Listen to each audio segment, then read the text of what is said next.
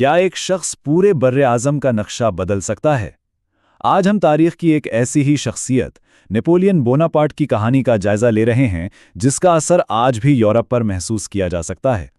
بالکل، لیکن سب سے بڑا اور دلچسپ سوال تو یہی ہے کہ کورسیکا کے ایک گمنام جزیرے کا وہ لڑکا جسے اسکول میں اس کے لہجے کی وجہ سے تنگ کیا جاتا تھا، آخر ایک شہنشاہ کیسے بن گیا؟ تو اس کی کہانی شروع ہوتی ہے کورسیکا کے جزیرے سے۔ فرانس نے اس جزیرے کو نیپولین کی پیدائش سے کچھ ہی عرصہ پہلے فتح کیا تھا۔ تو جب وہ فرانسیسی ملٹری اسکول پہنچا تو اس کا لہجہ، اس کا معمولی پس منظر، یہ سب اسے امیر فرانسیسی طالب علموں سے بالکل الگ کرتا تھا۔ اسے شدید تضحیک کا نشانہ بنایا گیا اور شاید اسی وجہ سے وہ ہمیشہ خود کو ایک باہر والا ہی سمجھتا رہا۔ لیکن پھر آیا فرانسیسی انقلاب اور اس نے سب کچھ بدل کر رکھ دیا۔ اس نے صدیوں پرانے نظام کو توڑا جہاں صرف شاہی خاندان اور امیروں کو ہی آگے بڑھنے کا موقع ملتا تھا۔ اب قابلیت ہی سب کچھ تھی۔ نیپولین نے اسی موقع کا بھرپور فائدہ اٹھایا۔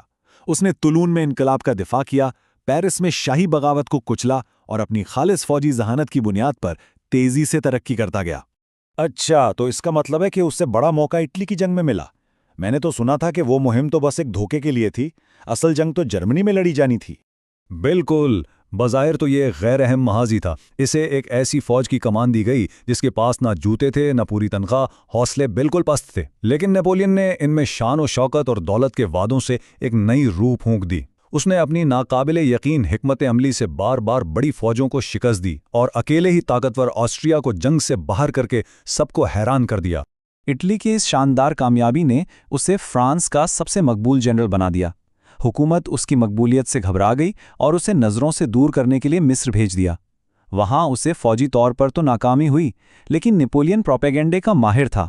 اس نے اپنی شکست کو بڑی چالاکی سے چھپایا اور فرانس میں اپنی ہیرو والی شبیہہ کو قائم رکھا۔ لیکن یہ کیسے ممکن ہے؟ اس نے تو اپنی پوری فوج کو مصر میں لاوارث چھوڑ دیا تھا، پھر بھی وہ ہیرو کیسے بنا رہا؟ کیونکہ جب وہ واپس آیا تو فرانس سیاسی افراتفری کا شکار تھا اور حکومت انتہائی غیر مقبول تھی۔ نیپولین نے اس خلا کو دیکھا اور اپنی بے پناہ شہرت کو استعمال کرتے ہوئے ایک بغاوت کے ذریعے حکومت کا تختہ الٹ دیا۔ صرف 30 سال کی عمر میں وہ فرسٹ کاؤنسل بن گیا، جو کہنے کو تو ایک عہدہ تھا لیکن حقیقت میں تمام اختیارات اسی کے ہاتھ میں تھے۔ وہ فرانس کا نیا حکمران تھا۔ اس بارے میں نیپولین نے خود کہا تھا، میں نے فرانس کا تاج زمین پر پڑا دیکھا اور میں نے اسے اپنی تلوار سے اٹھا لیا۔ یہ جملہ اس کی خواہش اور ارادے کو صاف ظاہر کرتا ہے۔ اقتدار میں آنے کے بعد اس نے فوراً فرانس کو انقلاب کی دہائیوں پر محیط افراتفری سے نکالنے پر توجہ دی۔ اس نے معیشت کو مستحکم کیا۔ نیپولینک کوڈ کے ذریعے ایک نیا قانونی نظام بنایا جس نے پہلی بار قانون کے سامنے سب کو برابر قرار دیا، تعلیمی نظام میں اصلاحات کی اور کیتھولک چرچ کے ساتھ تعلقات بحال کر کے سماجی تقسیم کو کم کیا۔ اور پھر 2 دسمبر 1804 کو اس نے اپنی طاقت کے عروج کا اعلان کیا۔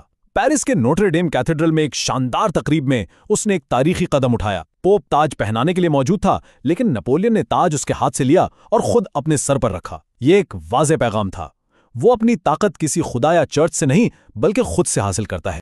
تو جب وہ شہنشاہ بن گیا تو کیا یورپ کے پرانے شاہی خاندانوں نے اسے اتنی آسانی سے قبول کر لیا؟ بالکل نہیں۔ یورپ کے پرانے بادشاہوں نے اس نئے امیر شہنشاہ کو ایک بہت بڑا خطرہ سمجھا۔ برطانیہ، آسٹریا اور روس نے مل کر تیسرا اتحاد بنایا، لیکن نیپولین نے آسٹرلٹس کی جنگ میں اپنی فوجی ذہنت کا وہ مظاہرہ کیا جو آج بھی فوجی اکیڈمیوں میں پڑھایا جاتا ہے۔ اس نے جان بوجھ کر اپنی فوج کو کمزور ظاہر کیا، دشمن کو ایک جال میں پھنسایا اور پھر متحدہ فوج کو ایسی فیصلہ کن شکست دی جس نے یورپ کو ہلا کر رکھ دیا۔ زمین پر تو نیپولین ناقابل شکست لگتا تھا، لیکن ایک محاذ تھا جہاں وہ بے بس تھا: سمندر۔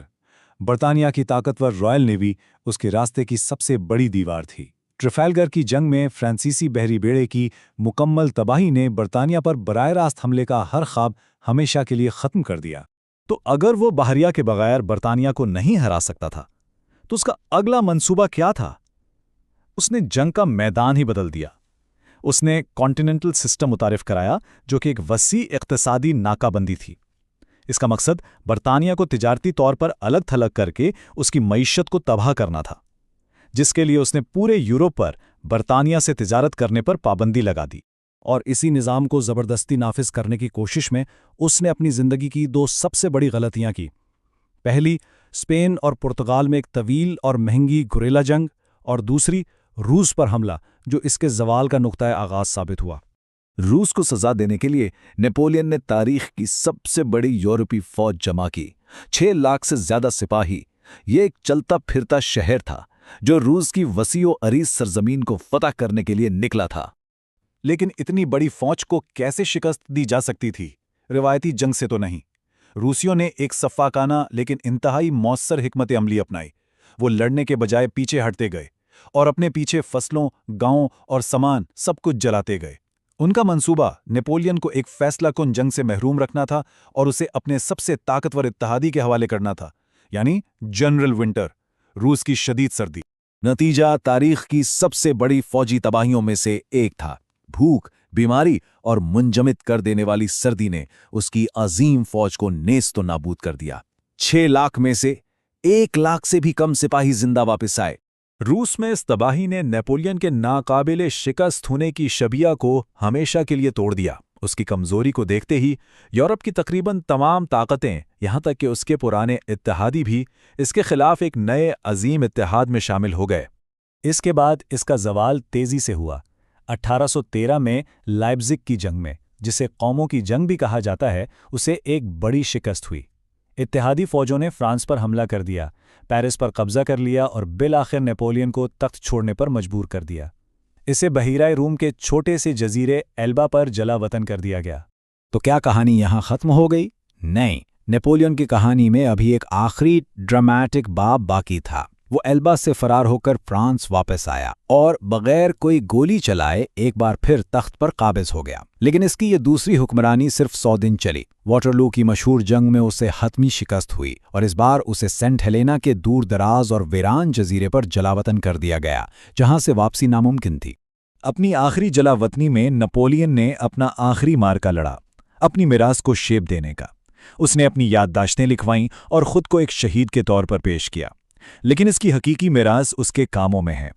آج بھی نپولین کوڈ دنیا کے کئی قانونی نظاموں کی بنیاد ہے۔ اس کی جنگوں نے نادانستہ طور پر پورے یورپ میں قوم پرستی کے جذبے کو بھڑکایا، اور اس نے خود کو ایک ایسے فوجی ذہین کے طور پر تاریخ میں امر کر دیا جس کا کوئی ثانی نہیں۔ تو آخر میں سوال یہی رہ جاتا ہے کہ نیپولین کون تھا؟ ایک ذہین مسلح جس نے انقلاب کی افراتفری سے ایک جدید ریاست کو جنم دیا، یا ایک ظالم آمر جس کی بے لگام خواہشات نے پورے براعظم کو خون میں ڈبو دیا؟ شاید سچائی ہمیشہ کی طرح ان دونوں انتہام کے درمیان ہی کہیں ہے۔